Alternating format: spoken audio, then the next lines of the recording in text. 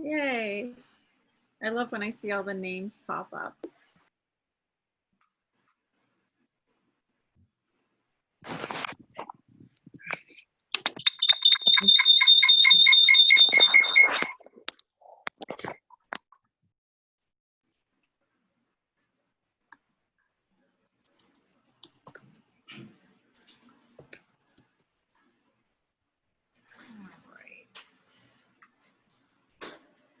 Hi there, everyone. My name is Rebecca. I am the Director of Outreach, Marketing, and Events at WildCare. We're just going to give another minute or two because we are waiting for a few more folks to log in. I see that most of you have already muted yourselves, but if you have not, if you wouldn't mind taking a quick second to just go to the bottom of your screen and hit that little microphone icon and make sure that your sound is off.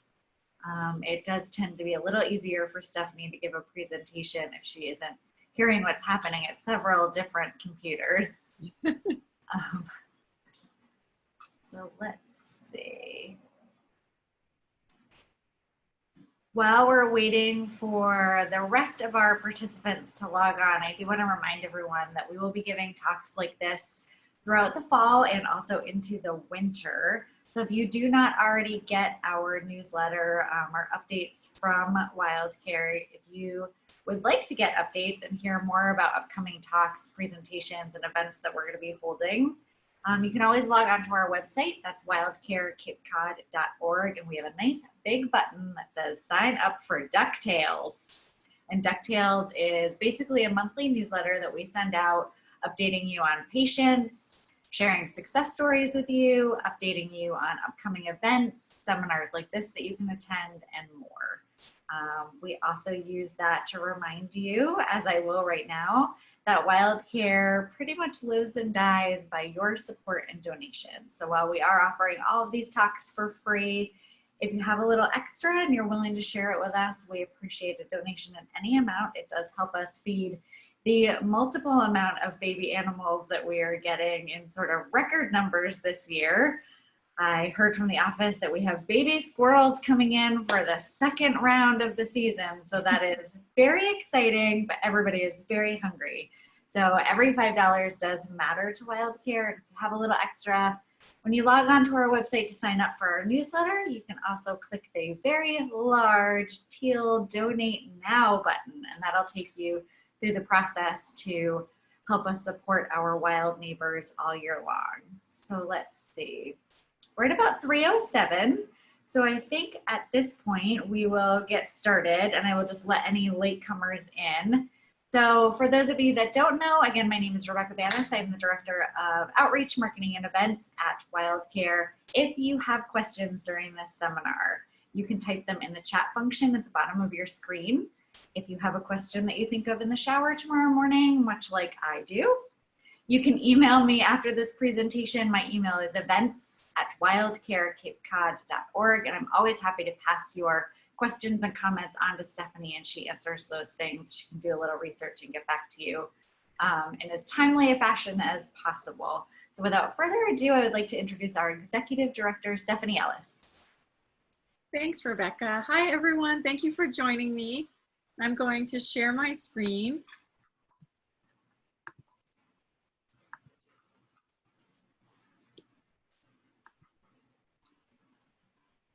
Okay, and then make sure, Rebecca, can you see this? I can. Okay, great. So thank you for joining me today. And what I'm going to focus on is rodenticides, lead, and fishing debris and how they impact wildlife. I'm not going to lie that this topic is a little bit of a downer. So it's quite depressing, but my goal is to teach you some new things and teach you ways, most importantly, that you can reduce impacts on wildlife. I'll be providing some alternatives to using rodenticides and lead. And just a few quick slides about WildCare. Our mission and our programs, we are a 501c3 nonprofit organization. We take in over 1,800 animals per year. Everything from small mammals up to the size of an opossum, to large birds the size of a pelican. So we largely see birds at Wild Care. We have a staff of 8 and over 200 volunteers. So if you'd like to volunteer, please let us know. We'd love to have you. Wild Care also operates an emergency wildlife helpline, which is a phone line where you can call us and get information and live counseling about animals in distress or mitigating human-wildlife conflicts. This helpline is for counseling for your wildlife issues and not for your personal issues. Last year, we received almost 10,000 phone calls, which is incredible. And that number alone tells me that there's a real need and importance for the work that we do. And where we are, for those of you who may be joining us from other states or other countries, we are located on Cape Cod, right here at the Orleans Rotary. And we're actually on the Eastham side. We're the big yellow farmhouse on the Orleans Rotary. And if you're not paying attention while you're driving and you look towards the back of our property, you might actually be able to see the biggest aviary in the state, which is our elliptical raptor aviary. It's huge. The reason it's so special is that it has an outer chamber which forms a loop. And so this loop allows us to fly birds in a continuous flight. I call it the raptor treadmill. Like this red-tailed hawk in the middle here, we can actually make birds fly a certain number of laps so that we can make sure that they're conditioned back for release in the wild. The building also has, aside from that outer chamber, that outer shell, it has 3 more inner aviaries. So it's a very big space, and it meets the minimum standard requirements to house bald eagles. We also have state-of-the-art seabird therapy pools, which I often refer to as the day spa for wildlife, because I feel like the ducks and geese and loons and gannets and puffins that come through our pools probably don't want to leave because they have it so well. These pools are really important because when you think about where we're situated, we are surrounded by water, and so Wild Care receives hundreds of aquatic birds throughout the year, spring, summer, fall, winter. And so we need to get these birds waterproof and conditioned for life back out on the water. And animals are brought to us because they are either orphaned, injured, or diseased. The pelican on the right was a storm-blown abnormality. This is a little bit north of their range, though you can see them here. And so it was a young pelican that was blown in with Hurricane Sandy back in 2012. That was November. Okay, so to preface our topic for today, wildlife matters and they need our help. For those of you who live on Cape Cod, we are so blessed to live in a place that's so rich in biodiversity. We have wildlife in the air, on the land, and in the sea. And people flock here to see wildlife and to look at our beautiful landscapes and enjoy them. But what happens is, while people are flocking here, we often get in the way of wildlife.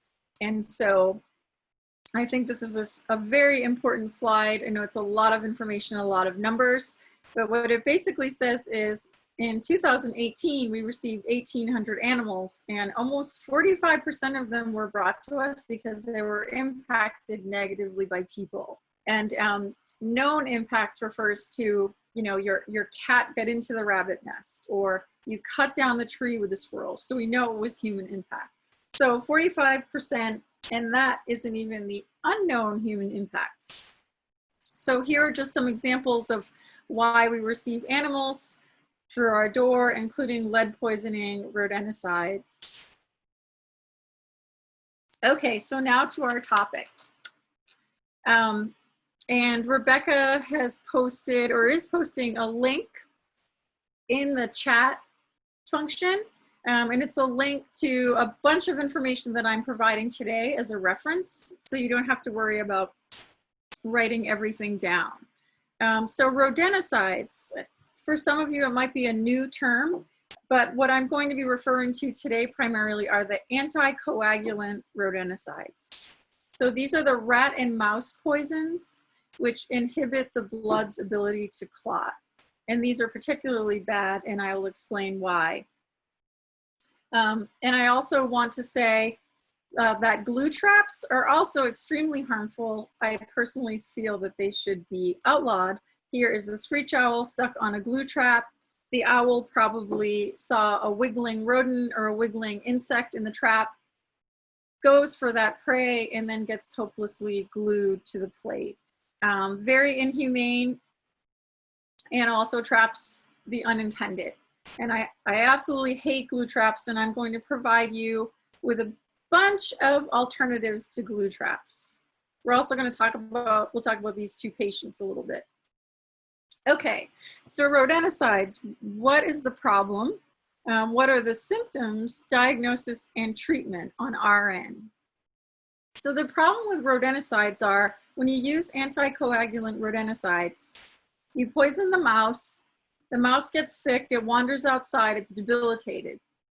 Now, Mr. Red-tailed Hawk here from Truro sees this debilitated mouse and it's easy prey, so he eats it. And if you're poisoning heavily, you probably have a lot of debilitated mice in your area, and so that's an easy food source for this animal. Well, what happens then is that this hawk then gets secondary rodenticide poisoning. And this is a huge problem for our raptors nationwide. It's actually it's a global problem, but nationwide it is a problem. And it's also killing our large mammal predators like coyotes, bobcat, mountain lion, foxes. This hawk in particular was so slumped over. It was found in the road in Truro. Animal control officer brought it to us. The bird was so touch and go for the first 24 hours. We honestly didn't think that he would make it. And we knew what was wrong because the bird was anemic. And this slide here on the right is looking at a blood sample. The way we can check for rodenticide is by looking at the time it takes for the blood to clot. So a bird's blood should clot, in less than 3 minutes. In this bird's blood took hours to clot. But also we had other symptoms of rodenticide poisoning, just confusion, lethargy, anemia. And so that's how we diagnose, when we see all those things together. And the treatment is often a long one. It depends on the stage and the exposure and the type of poison that the animal has been exposed to. And so this bird in particular, we usually do a treatment of vitamin K, supportive fluids, supportive nutrition. In this bird, it actually took treatment of over 30 days to get him back on the wing, get his blood back to normal. So it's a very long road to recovery. And we continue to, we treat with vitamin K for a period of usually about 14 days, recheck the blood, and then dose again if we need to. Interestingly, often we see a difference with even just the first dose of vitamin K, depending on where the bird is at, in terms of its exposure. We also see in advanced stages of rodenticide poisoning, we see a lot of bruising and hemorrhage.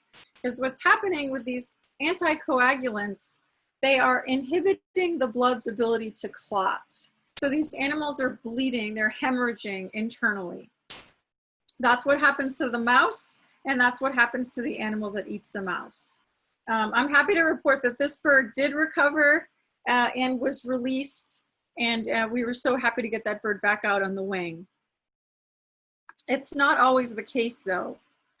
And Raptors Are the Solution, I absolutely love. If you go to raptorsarethesolution.org, it's an awesome website that has a ton of literature about preventing rodenticide poisoning. And so I reference them often, and a lot of the photos in this presentation are from them.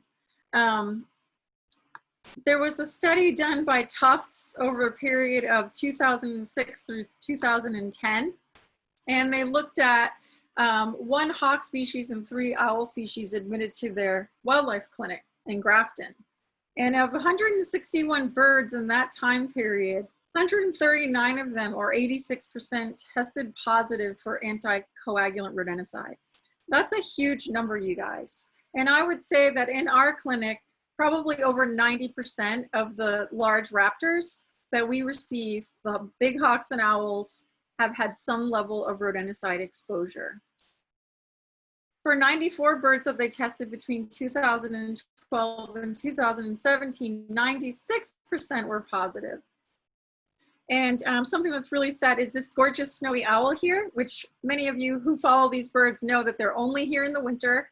They come from Arctic habitat and come here because the feeding is good in the winter, and our coastline resembles tundra Arctic habitat.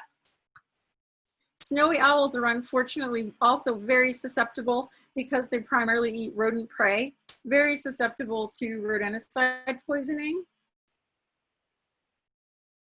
And this poor owl was found on a jetty in Wellfleet, very easy to catch. And unfortunately, when it was brought to us, end stages rodenticide poisoning, severe bruising throughout its abdomen, over its knees. And we administered vitamin K and fluids and heat, but we were not able to pull this bird through. However, I did make it into a huge news story, which was shared far and wide and published by a couple of local papers, and I hope inspired people to think twice about using poisons. I also just want to tell you, my focus is birds, but this is also impacting large mammals in a big way. And rodenticide use has been linked directly to mange outbreaks and mange frequency. On the West Coast, where they have mountain lions, they have found direct links with mountain lions having severe mange outbreaks because they have rodenticide exposure, which lessens their immunity to fend off mange. It makes sense. Okay, so this is a red-tailed hawk. This was also a bird, rodenticide poisoning at wild care, but this bird recovered. And interestingly, the bird is like, he looks kind of bright, but they often, with rodenticide poisoning, they're quite dull. Their personalities are very different. And often they will exhibit a slight blindness because they are so debilitated. So this bird, he looks alert, but I know that he was a little bit off, but he did recover, which makes me happy. So the types of rodenticides, and this is also in that PDF that Rebecca posted. So in case you don't remember it, it's there. But the types of rodenticides are first generation, which have a shorter elimination half-life, which means that they require higher concentrations for the animal to eat and consecutive intake over days to be a lethal dose. So this is currently what is available to us. If you go to the grocery store, or if you go on Amazon, you can buy first generation rodenticides. And so Mr. Red-tailed Hawk, when he eats those, and I'll give you some example of product names. When he eats those, it might take longer for the rodenticides to reach toxic levels in his bloodstream. Second generation rodenticides are more potent. I'm just going to move this. This means that there can be a lethal dose provided in a single feeding for a prey animal. And second generation rodenticides were introduced in the 70s because rodents developed a resistance to first generation rodenticides. And as you know from all our history in this country and in the world, when we introduce insects or mammals to combat another issue, it almost never works. So we should have known that introducing second generation rodenticides was going to have harmful effects. Well, guess what? In 2016, the EPA did outlaw second generation products for consumer use, meaning you should not be able to find these products on the shelf. However, when you hire your local pest control, they can distribute second generation rodenticides. Also, block form is no longer legal. Block form of rodenticides and first generation rodenticides are legal. Pellets are no longer legal because of the poisoning of children and pets. And we'll get into that. Okay, so this beautiful red-tailed hawk, this was just last month. This young bird was slouched over on a deck. Some local contractors saw that the bird had been there for hours with no one around. We had our volunteer bring the bird to us, and you probably can't see from home, but the mouth is so pale that it's gray. It should be a nice pink. This bird was severely depressed. It was thin, it was dehydrated, bleeding from its mouth, and the bleeding was not clotting. You know, so even without doing a blood test, these are signs, all signs of anticoagulant rodenticide poisonings. Unfortunately, this little bird did not survive. So some examples of second generation anticoagulants, which are the ones available through your local pest control companies, are, well, the names are here, Decon, Mouser, Rat-Tac. There are Decon products that are first generation that are on the shelves now, but these are the products you want to steer away from. Any of these first generation or second generation toxins are extremely harmful to the environment. Not only are they harmful to the predators, the prey, they leach into our watershed, and they're poison. There are other toxic rodenticides that are not anticoagulant, and these are generally bromethylin and cholecalciferol. That's hard to say. I'm pretty sure these are also listed in the PDF that we've provided the link for. But basically, you know, you want to look up if there's a, I hope you're not considering products after you see the rest of this presentation, but you should always check your ingredients and see which category they fall into.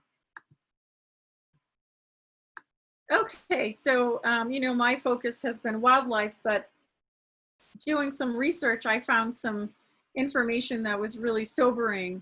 The CDC every year receives over 15,000 phone calls for children who have eaten rodenticides. And to me, that's reason enough alone. If one child has eaten rodenticides, reason enough alone to ban them entirely. In 2014, over 11,300 people were poisoned by rodenticides, and the majority of these cases were children under 6 years old. And when you think about it, the pelleted form of rodenticides, it's usually blue in coloration, sometimes it's yellow, it looks like candy. And rodents, you know, do you think that they eat it and run away or eat it and leave it there? No. Rodents store things in their pouches, they move them to other locations. So children could be finding these pellets under their beds, in the closet, in their toys. Just really bad situation. And in 2014, 6 children under 6 years old died from ingesting rodenticides. 3 of these were anticoagulant rodenticides and 3 were non-anticoagulant rodenticides. Also, over 100 pets die per year in the United States due to rodenticide poisoning. And in 2014, the ASPCA handled over 7,500 phone calls regarding rodenticide poisoning in pets. So really, really dangerous stuff, you guys. And I personally feel landlords who do not inform their tenants of rodenticide use on the property is a huge disservice and honestly a public safety issue. If your landlord is using rodenticides, they absolutely should make you aware of where they are. And I hope also that you will discourage them, inform and discourage them from doing so. So interestingly, it's been found that some raptors, they actually become able to recognize where prey are coming from. So raptors have been known to actually sit on top of or near these poison bait boxes because they anticipate the rodents, these debilitated rodents, to come out of them. This is from the Raptors Are the Solution website. This was, I believe, a Swainson hawk who would sit for days just outside of the poison bait box, just waiting for those mice to come out. It's easy, easy prey. Raptors are not stupid. Okay, and they're creatures of habit.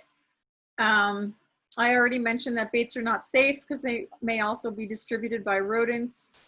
We're going to talk about alternatives to rodenticides, and I personally think that snap traps are far more humane than putting out poison. And so one good use of these boxes is that you can actually place snap traps inside of them. So that would prevent pets and children from getting into the traps. Oops. Okay. Okay. And the obvious here, the irony. Oh, the irony. Rat poison is killing larger animals and worsening the rodent problem. This was Boston 25 News reported on this last year. I was really happy to see this. When you think about Cape Cod, especially, we have a rat problem here. And the more we kill our predators, our foxes, coyotes, hawks, owls, the more we're going to see this imbalance of predator and prey. Studies have shown that raptors are actually more than 50% more effective at controlling rodent populations than poisons are. And it makes a lot of sense if you look at the information I've provided here on the slide. In Ventura County, California, a few years ago, they did a study where they released hawks and owls into a heavy rodent area. And they also had a control of rodenticide use in another heavy rodent area. Over 17 months, the hawks and owls that were introduced into this one area had reduced the burrowing damage by rodents by 50% more than the anticoagulant rodenticides. And it makes sense, right? Because when you think about it, a bird like a red-tailed hawk, they can take at least 2 rodents in a day. It says here up to 30 rats in a week, and even more when we're talking about mice because they're smaller. And so these animals in your neighborhood they'll keep rodents in check, and not just temporarily. Poison is a temporary fix. It kills the rodents, they go away for a little while, new populations move in. Having raptors in the area, it keeps the populations in check because they're reducing the population in a normal and healthy way consistently. So I personally think, attracting red-tailed hawks to your backyard is a challenge, right? It's not like you can put up a nest box for them. However, you can put up nest boxes for birds like screech owls, who eat a ton of insects and take small rodents. And you can occasionally, great horned owls don't generally go to nest boxes. Barn owls do, but we do not have an abundance of barn owls on the Cape.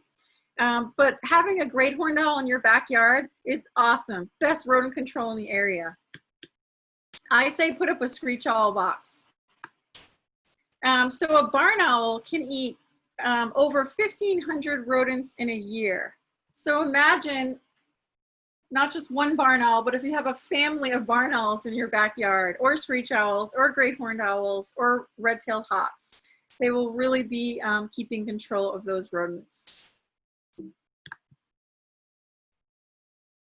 And I already mentioned the predator-prey imbalance, and mentioned how mammals are impacted also very negatively from rodenticides. Something that I recently learned about was this cascading effect. So if we kill off all the predators, there's going to be a prey imbalance. There's going to be more rodents.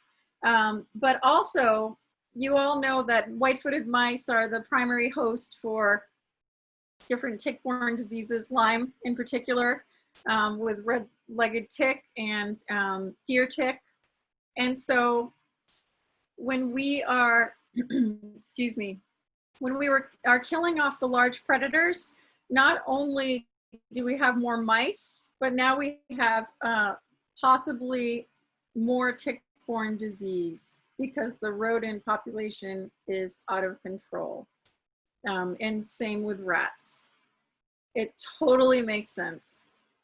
So all these things, you know, and people are just like, people want a quick fix. I'm just going to buy the poison, get rid of the mice. You don't think about all these things. You're killing the predators. There's more mice. There's more ticks. There's more disease. It's leaching into our watershed, and everything around us is interrelated. To me, it's a no-brainer, but I also get it. Mice are cute until they're in your silverware drawer, pooping on your spoons and your knives and your forks, okay? And they can pose a health hazard. So I've been telling you all these terrible things, and so now I'm going to tell you, give you some alternatives to poison and some ways to deter rodents in a safe and humane way. So first of all, when you are controlling rodents, there has to be a multifaceted approach. And what I mean by this is, even if you're putting out those poisons, mice are going to come back. So the first thing you need to do is figure out where are they, how are they getting in? Where are the holes in, you know, in my basement, in my foundation, in my windows? You need to take some time for exclusion, okay? And exclusion meaning fill those places in with concrete, steel wool, mesh.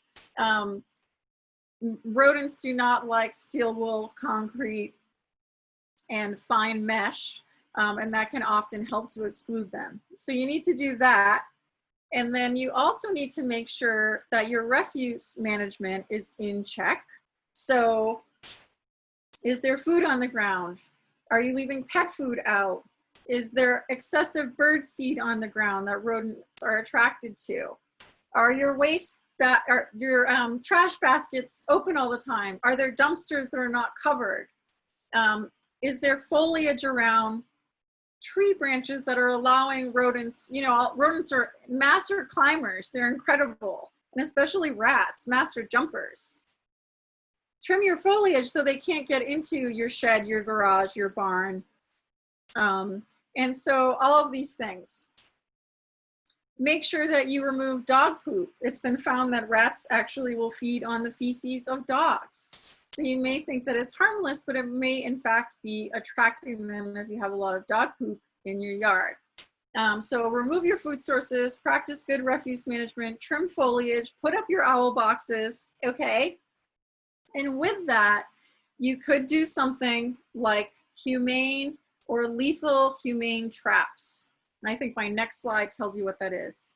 And I just want to say that if you do decide to call a pest control company, please do not use anticoagulant rodenticides. I just gave you 20 slides about why that's bad. But please look for critter control who practice what we call IPM, Integrated Pest Management. That means they will do the exclusion. They will see where the rodents are getting in, do the exclusion, and try multiple methods to discourage the rodents. Oh yes, I had a note there about that you can try organic solutions. And I took this photo, I like the rat eating off the plate, from tipsbulletin.com. This is all what we don't want, right? It looks like someone's kitchen sink. So here are some solutions that are not harmful to the environment, although ammonia is questionable. But placing ammonia or vinegar in areas where you think rodents are getting in, these are two solutions that are very caustic. They create fumes. I prefer vinegar because it's not harmful to us. Warm vinegar will emit more fumes, but you can even place a cup of each into a spray bottle and spray it into the high rodent areas, and they will hate it. Predator urine, they sell it in compact forms where you can actually use it indoors. It's for cars, houses, garages. Dry ice, please be careful, but dry ice can be used to sort of smoke out rats out of their burrows. Cayenne pepper, peppermint oil, lemon oil, citronella oil, eucalyptus oil. Here's another thing, mothballs, questionable, they're poison, but you can actually crush up an 1/8 cup of mothballs, 1 teaspoon detergent and water, put it in a spray bottle and spray that into the rodent areas. And they absolutely hate it. And then there are some plants that are disliked, especially by rats. Rats do not like daffodils, mint, lavender, euphorbias, grape hyacinth, camphor, alliums. There are many websites. If you just Google natural repellents for rodents, there are many websites and information. There's also a product called Rat Magic, and it's like an essential oil cabinet in a bottle that rats hate. And it has some of these ingredients listed above, and it will not kill you or cause harmful fumes.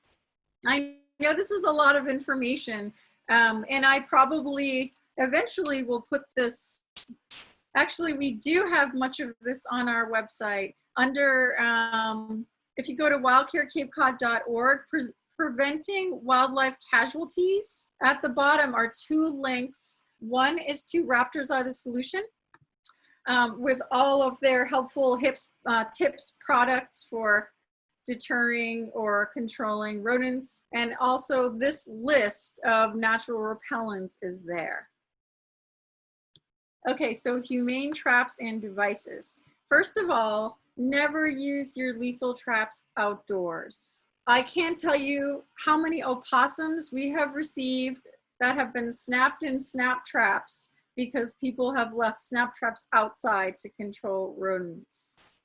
They should be used indoors or in sheds or in your car, or purchase a bait box, put them in the bait box, which will prevent larger animals from getting in. However, think about your chipmunks and your small squirrels, because they can still fit into those bait boxes. So some examples of traps. A company called Good Nature has produced A24 traps. These are lethal traps. And what they are is, it's basically, it's a canister that sort of comes out like this, and you put a bait in it. The rat sticks its nose up in it, and a CO2 driven cylinder basically crushes the rat's skull and kills the rat instantly. If you are looking for lethal methods, this would be a humane lethal method. It's for rats only. I'm not aware of A24 mouse traps as of yet. The good thing is that long tube, other animals and children cannot get into it, and your pets can't get into it. So it's safe. There's a new product by Sinestech called Contrapest, and it's actually a birth control for rats.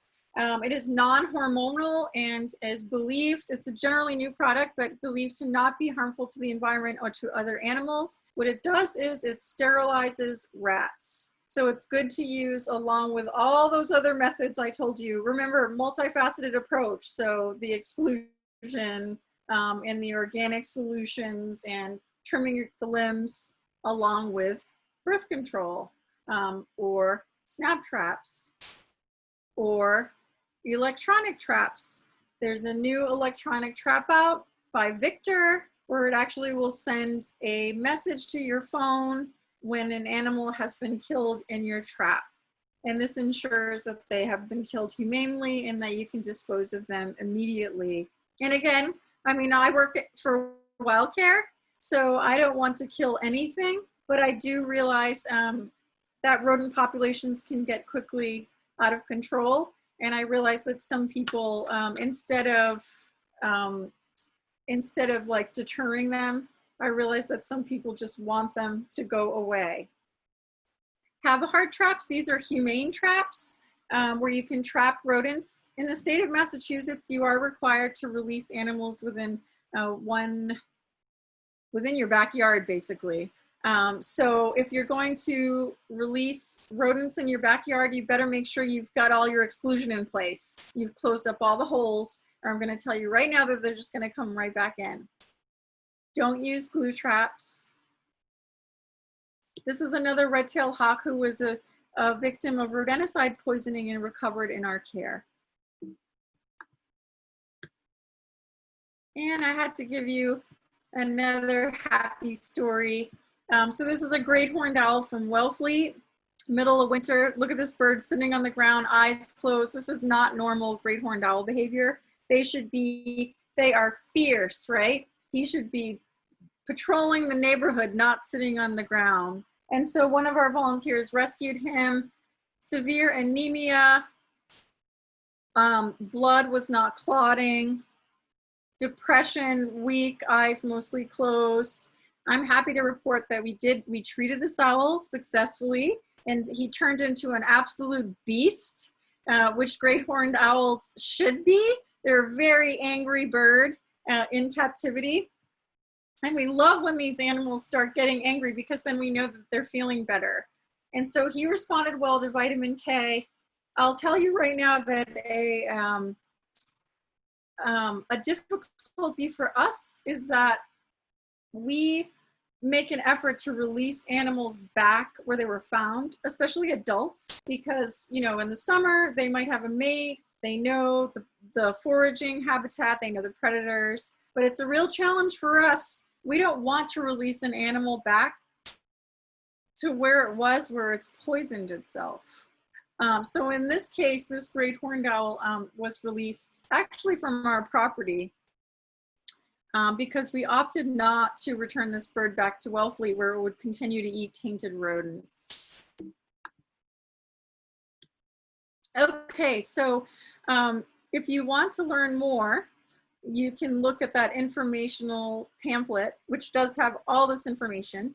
And also, what else can you do? Well, aside from not using rodenticides, you can visit any of these websites and share their information. They all have Facebook pages. The Hungry Owl Project and Raptors Are the Solution have the best social media infographics. Share. The more you can share, the more people will understand how harmful this is. You can also write to your state representatives and tell them that you would love to see an anti-rodenticide campaign on one of our future ballots. So it's really important. We don't want to see this stuff in stores anymore. Okay, so is everyone ready for depressing topic number 2? And I hope that was informative to everyone and wasn't too discouraging. I hope it was encouraging. Okay, so the next topic is lead. And I don't know if you're all aware that there is a ton of lead in the environment. And, oops. So there are a few. Well, this is a common loon, and the #1 threats to common loons in the Northeast is lead poisoning. That is primarily what is killing them in the Northeast. And it's because a bird like a loon, a diving bird, they are eating shiny objects, and they ingest lead sinkers, lead jigs, lead fishing lures. Just one small sinker is enough to kill an adult loon. This was one of the lucky ones. This was a bird who was released. And so what are the species at risk? There's over 75 species of birds alone that are at risk of lead poisoning in the United States. And the 2 at the top of the list are the loons, the common loon and the red-throated loon, and the bald eagle. We're going to talk about them more in just a minute. Waterfowl are at huge risk. Waterfowl being the geese, like this Canada goose, the ducks, the swans. And when you think about it, it makes sense, because what they are primarily ingesting is lead shot from shotguns at the bottom of our waterways. If you're a long-necked dabbling bird like this goose, when you're dabbling along the bottom, you're going to pick up all the lead shot. And that's how these birds get poisoned. They ingest it. It stays in their gizzard, which is the grinding muscular portion of the bird's stomach, stays in their gizzard and causes poisoning. And I'll explain why. Turkey vultures, they are highly susceptible to scavenging on carcasses that have lead shot in them. Turkey vultures, they primarily eat things that are dead. And on the West Coast, this is a huge problem where people are shooting wild boar with lead shot, and then vultures and condors scavenge on them and become poisoned. Pigeons, think about pigeons are our city birds exposed to lead poisoning in different ways because lead is everywhere, which I think, oh yes, this is my next slide. Lead in paint, paint chips, lead is on the roads from lead weights that are in our tires. Opossums and also squirrels. And the reason squirrels are susceptible is because if you see here, lead chimney, you know, the flashing on chimneys made of lead, squirrels chew that to get in and also chew it in general. And so we have seen lead poisoning in squirrels related to this. And so how are they getting lead poisoning? This was a swan. I just explained to you that this long-necked bird ingests lead shot. They also ingest lead sinkers and sometimes lead jigs, but it's primarily shot because of that long neck. This bird was treated by us and was released. But also there's bioaccumulation. So what I mean by that is the fish that these animals are eating accumulates the lead in their tissues. So then when the bird ingests them, they get poisoned in that way. Bioaccumulation in vegetation. So it's really, you know, lead is everywhere. And you can also see here, runoff, paint, fuel, old pipe fittings, batteries, mining and lead smelting, lead weights in tires. I hadn't realized there were lead weights in tires, but it's part of the, part of the steering mechanism in balance. So this bird was a lucky one. The two birds that are suffering most from lead poisoning are bald eagles. You can see here, this was early this year actually, 5 bald eagles died of lead poisoning and were brought to Avian Haven, a wildlife rehab center in Freedom, Maine. And what's fascinating about this is you would think, oh yeah, they're fish eaters. It must be bioaccumulation in the fish. It's not. These birds are primarily poisoned in the winter when rivers are frozen and they're eating carcasses, and the carcasses are riddled with lead shot. I hope that makes sense. And bald eagles, you know, they are doing great. We actually have over 40 pair in Massachusetts now. After them they were completely devastated by DDT until it was outlawed in the 70s, practically extirpated in Massachusetts and New England. And they are back for many different reasons, but we now have over 40 pair, including one on Cape Cod, the first in over 100 years, nest, and one on Martha's Vineyard. Common loons are another bird. They're the ones, they're ingesting the lead shot, the lead jigs, lures, lead, mostly lead sinkers and lead jigs. So the common loons also, they were completely extirpated in the late 1800s. And when I say extirpated, that means local extinction. They were gone from here. And there are many reasons for that that we will not get into, but they are also back from the brink, from an endangered species to species of special concern. And there was just a nesting pair in southeastern Mass, which has been the first, I believe, in over 50 years. So my point of this slide is, you know, lead poisoning doesn't just affect, the geese and the swans and the birds that are plentiful. It's impacting these birds that have already had major setbacks to their populations, and they don't need more setbacks. Okay, so what happens? How do we know that birds have lead poisoning?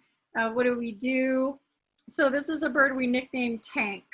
We nicknamed this bird Tank because it was the biggest common loon I think anyone has ever seen. He was a tank, huge. Normally, actually I'm going to show you this slide. WildCare has this lead care machine, and it's a blood lead analyzer. So we are able to look at the levels of lead in the bloodstream. Okay. So we did a lead test on this bird because a standard test for all loons that come through our door, we test them for lead poisoning. We start treating birds for lead poisoning if they show a level of 9 micrograms per deciliter. Okay, that's a detectable level in a bird. This bird, Tank, was at 60.9, which is off the chart. Sadly, this bird did not survive, and quite honestly, most facilities would euthanize with a lead level that high, but he was in such good shape otherwise that we really wanted to try. He also had a fungal infection and other complications. He did not survive, but I'd like to use him as an example. So he had lead levels through the roof. And the first thing we do is we take an X-ray, because when there is lead poisoning, we can't start the treatment until we remove the lead particles from the body. So we have to look at an X-ray and see, do they have the sinker? Is it still in their gut? Is there a hook inside of them? Is there shot? If there is, then that has to be removed, either surgically or other. He didn't have any particles in him of lead, so we started the treatment, which is just like humans, intravenous. We give it orally, but intravenous is ideal. Calcium EDTA. Well, what lead does in the body is it affects the blood and it affects your central nervous system. So birds that are lead poisoned, they are so weak and neurologically dysfunctional that they can't hold up their head. They're usually emaciated. Notice how swollen, this bird's head is not normal. There's big edema here, swelling. That is from lead poisoning. Also, it causes a chronic and debilitating anemia, and it causes GI dysfunction. The GI shuts down. So here's an animal that's not eating and it has heavy metal poisoning, just horrible. And so what we do is the calcium EDTA, it binds, instead of the lead binding to the calcium and depleting the calcium in the body, the calcium EDTA binds with the lead, and then it basically makes it, what's the word? I can't think of the word right now. It makes it inactive as a heavy metal in the system, and then is excreted through the kidneys. So we have the calcium EDTA binds to the lead and is removed from the body through the kidneys, which means fluid therapy, big time. Those kidneys are working hard. Nutrition, supportive care. I can tell you it is long, painful, and expensive treatment.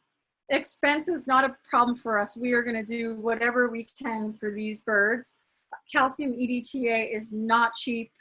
It's a painful process, but the good news is when you can pull birds through, they often respond to the calcium EDTA and the fluids. Like within 24 hours, you're seeing a brighter bird. It's amazing. Unfortunately, we couldn't pull Tank through. But we do pull birds through, and especially the waterfowl. Loons in particular are a very high stress bird, and they often come in with other they're compromised in other ways. So I would say more so we're able to pull through the waterfowl who have come in with lead poisoning. Okay, so I already showed you this, oops, in this. Okay, so I've told you the problem, and now what are the alternatives? So first of all, clean up your fishing debris and absolutely say no to lead. There is no reason on this planet for you to use lead for fishing anymore. There are lots of great lead alternatives. For your sinkers, you can use steel, tin, bismuth, brass, clay, copper, or best of all, there is a product called tungsten, and it is the best overall lead replacement for fishing in terms of weight, coloration. The only setback is that it's more expensive. And this is the common thing that I hear. Lead is cheap, it is malleable, you can mold it into anything. And so people tend to go with the cheaper option, even though it pollutes our environment and pollutes our wildlife. For jig heads, instead of lead, you can use steel and tin. And everyone should know that in the state of Massachusetts, lead sinkers on fresh water are absolutely prohibited if they weigh less than 1 ounce. And this is because a bird like this beautiful common loon is going to have a difficult time swallowing something that is over 1 ounce. So please abide by those laws so that we don't have loons ingesting sinkers and jigs. Clean out your tackle box, you guys. Get rid of the lead. Your local landfill will have a toxic waste drop off, and that is where you can drop your lead. Don't just throw it, like, don't flush it down the toilet or throw it in the trash, because then it's just in a landfill going into our watershed. Okay, hunting alternatives, hunting lead alternatives. So you probably all know that there was a nationwide ban in 1991 on lead shot for waterfowl hunting. Unfortunately, there is still a gazillion lead shot in all of our waterways, and that's what these waterfowl are ingesting. But it was banned for waterfowl hunting in 1991. Replacements are steel, bismuth, tungsten again, the best overall lead replacement, more expensive but saves the environment. Problem here with lead shot, I already mentioned it, our scavengers, our turkey vultures, other scavenging birds, and also our scavenging mammals. Foxes, coyotes, raccoons, opossums, skunks, they are at risk for ingesting carcasses that have lead poisoning. California condor, back from the brink of extinction, #1 cause of death continues to be lead poisoning from the carcasses that they eat. Yeah, it's good stuff. Sorry, you guys. Such a lovely topic. I just wanted to end on this note. This is a beautiful white-winged scoter duck, by the way. This was a lead poisoning victim. She did survive. We treated her and she got back out in the water. But people often ask, you know, is lead poisoning, is it that animals get, is it similar to humans? And yes, except the detectable and treatable levels are of course different. Lead poisoning in people causes debilitating illness. In children, the 5 micrograms per deciliter is considered unsafe and should be retested, and there should be lots of things considered. And then 45 micrograms per deciliter requires treatment. It depends. It depends on your doctor, symptoms that you're exhibiting. But basically in people, between 25 and 60 micrograms per deciliter, that's when you're starting to see neuropsychiatric effects, delayed reaction times in children, irritability, difficulty concentrating, slow motor nerve conduction, and headache. For birds, I told you the detectable level where we treat is 9 micrograms. We may not necessarily see effects related to that, but sometimes we do. Also, I already mentioned, but lead poisoning causes a debilitating anemia. And in children, you start to see this chronic anemia at greater than 50 micrograms per deciliter. Anyway, we pull this bird through, and what we do is we start treatment, and then we continue to check the birds. So the calcium ETA, I couldn't remember, so I printed it out. In birds, we would do the IV or the oral, treat for 5 days on, 3 days off, 5 days on, 3 days off. It's very hard on the body and the kidneys, which requiring that rest period in between treatment. And this can go on for much greater than a month. We can continue to retest the bird and see what their levels look like. Okay, and my last topic, which is not quite as depressing, is fishing debris. this is an easy one because we can all do something about this easily. So fishing debris is a real problem for especially aquatic birds. You know, we all hear all over the news every day, whales getting entangled in fishing gear. It's a huge problem, from something the size of a whale to something as small as a storm petrel, which is a tiny little oceanic bird.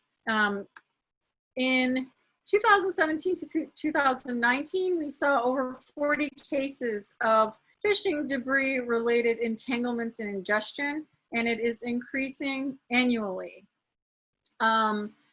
I had gotten some information from my colleagues at the Birds of the Cape Wildlife Center, and between 2017 and 2018, they saw over 80 cases of plastic and fishing debris related injuries and illnesses. That's on Cape Cod. I apologize for this graphic image, but I remember this bird well. This was a great blackback gull he had this large fish hook through his foot. The attached monofilament was wrapped tightly around his tongue, causing him to be pulled into a very tight ball.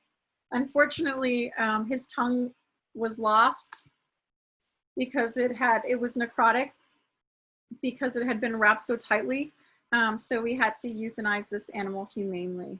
So I remember this day, I remember this bird, and that's an instant where you can't euthanize them fast enough because it's the kindest thing you can do. Oops, I think I skipped for some reason I'm missing a slide. Oh, there we go. Sorry, you guys.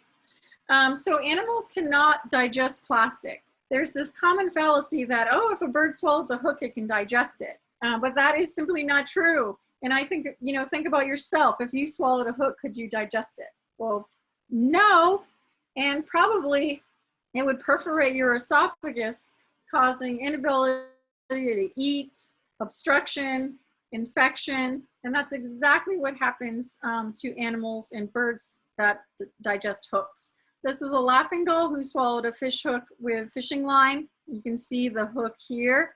Unfortunately, this bird had other terrible injuries and had to be euthanized. However, this painted turtle with a fish hook lodged through his jaw, this turtle, we surgically removed the hook and the turtle was released. And this gannet who had this fishing lure lodged into his neck, that was surgically removed and that bird was released. So we feel really good about that. So solutions. So something we did and something you can do is on Sanibel Island, I learned about this initiative they have there, Sanibel Island in Florida. There's a wildlife hospital, it's called CROW, the Clinic for the Rehabilitation of Wildlife. And they were seeing a similar problem where they were seeing an increase in birds, especially who had been impacted negatively by fishing debris. And so what they did was throughout Sanibel and Captiva Island, they placed over 30 receptacles that look like this, a big PCV pipe holding container where people could, their initiative was called Clear Your Gear. So you could clear your gear by throwing it into this receptacle instead of leaving it on the ground, leaving it in the water. And then those materials would get recycled. And they found in, I think it was a 4-year study, that there are 3 target species, brown pelican, laughing gull, and double-crested cormorant. Once they had these 30 receptacles up, they saw a significant decrease in the number of these animals that were swallowing fish hooks and getting tied up in fishing line.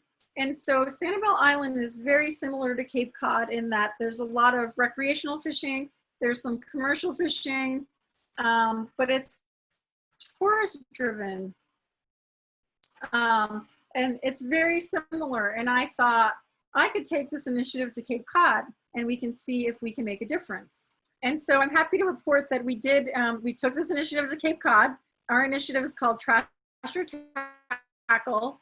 And we have 5 of these receptacles out at these 4 different locations in Chatham. And we really are in just our first year of collecting. So we don't have a lot of data to report as of yet. But my hope is that people will see these receptacles, see the signs which tell you to save a seabird and trash or tackle here, and help to prevent having all this debris out on the beaches where animals can ingest it or get entangled in it. I'm gonna go back for a minute. Boy Scout Troop number 83, I have to thank them because they built these receptacles for us. We were greatly appreciative. And I also want to thank all of our wonderful sponsors who have really cared about the program and know that we are putting in a tremendous effort to make a difference. And so what can you do? Well, first of all, if you're out fishing and you hook a bird, please do not cut the line, because what happens is when you cut the line, the bird flies off. Like I said before, the hook, it may perforate the esophagus. It might become an obstruction. The bird can't eat. Infection sets in, debilitated bird, and then death. That's a nasty way to go, right? So what we recommend is fish responsibly. Bring a box or a bin and a towel with you whenever you go out. If you hook a bird like this herring gull, reel the bird in, throw a towel over it, throw it into a tub or a box.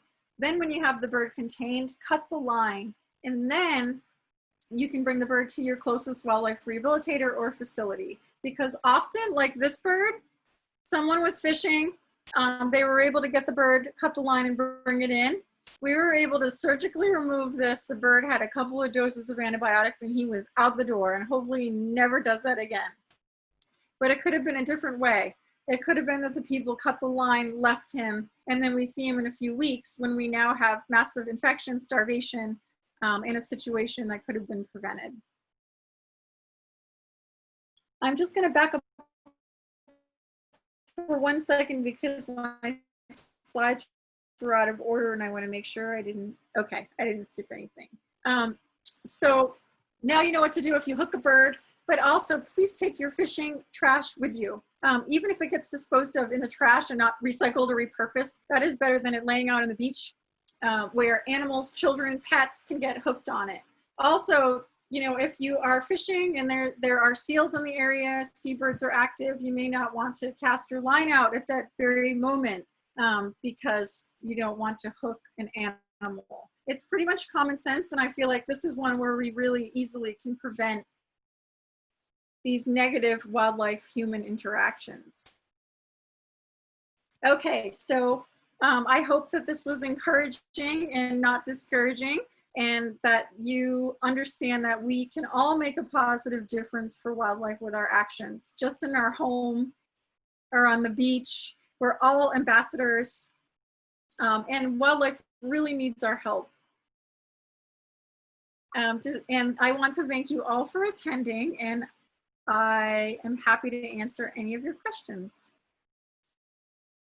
Okay, I am gonna just step in and tell everyone in the chat function, I did place a link for the PDF that Stephanie alluded to a couple of times in this presentation. You'll see it. It's a hot link. It starts with HTTPS, but it's from raptorsarethesolution.org. So that is in there if anybody wants to click on it. If you miss it, you can always email me. I'm going to add my email to the chat as well, and a link to our website. So far, the question that I've gotten is, Elaine is curious if any legislation has been filed in Massachusetts to ban anticoagulant use. No, that's a great question. So I kept mentioning rats. Raptors are the solution. There's actually a Massachusetts chapter of that organization. It's called Mass Rats. You guys should look that up. And last year sometime, the gentleman who runs that local organization, Gary Menon, he wanted to get, he wanted to have a petition signed to get anticoagulants onto this ballot in 2020 in November. And unfortunately, in the state of Massachusetts, in order to get an initiative placed on the ballot, you need over, he said over 60,000 signatures, but I believe it's now over 80,000 signatures. And so they sort of abandoned that thought at that time. I am trying to reach him. to see if this could be up for consideration for future ballots, because I personally would like to help, and I'd like WildCare to help. I feel like through social media, we could probably round up 80,000 signatures. And so that is the answer. Unfortunately, they moved on to other things. But so there's nothing coming up on this year's ballot in November, unfortunately. I do want to mention, while we're waiting for a few other things that I can see people are typing, tomorrow, Care for the Cape Cod and Islands is hosting what they're calling Think Like It's 1620. And it's a beach cleanup initiative, which sort of goes along with a lot of the things that Stephanie has spoken about today. It also sort of goes hand in hand with our Trash or Tackle program. We do encourage all of our supporters to always take a little bag with them if they're going on a beach walk to pick up trash along the way. But tomorrow, Care for the Cape and Islands, you can go. We shared the event on our Facebook, so if you're looking for the information, you can find it there. But it's also on their website, which I believe is carecapecod.org. And they're asking everyone to spend 16 minutes and 20 seconds out of tomorrow to pick up trash and catalog that trash and dispose of it responsibly to help lessen the impact not only on our humans, on the environment, but also on our wild neighbors. Oh, we got a nice suggestion. If legislation partnered with the local Audubon and Sierra clubs, they'd be able to get that many signatures. I think, yeah, between the three of us, we probably could get that many signatures in about a weekend. So I totally agree. And honestly, so WildCare is not they're not like a political advocacy group. So we have to be careful, but this is directly related to our mission and what we see. And so I would be actively engaged in soliciting. I hope that all of you who watched today would sign that petition. And then berate your neighbors. Right, exactly. Please share and please follow Raptors Are the Solution on Facebook. Best infographics. Just really cool stuff, which highlights the problem in different ways. So that looks like all of our questions for today. Again, if anyone does have questions that you think of at another time, you can always email me. Again, my name is Rebecca, and you can email me at events@wildcarecapecod.org. We're getting a lot of thank yous, and this was excellent. So it seems like people really enjoyed it. Stephanie, thank you. Thank you. And a lot of these resources will be posted on our website as well, so you can always visit us at wildcarecapecod.org. And if there is not what you're looking for on there, you can email one of us. We're happy to provide you with any resources that we have, and just keep passing that knowledge out there. So thank you everyone for joining us today.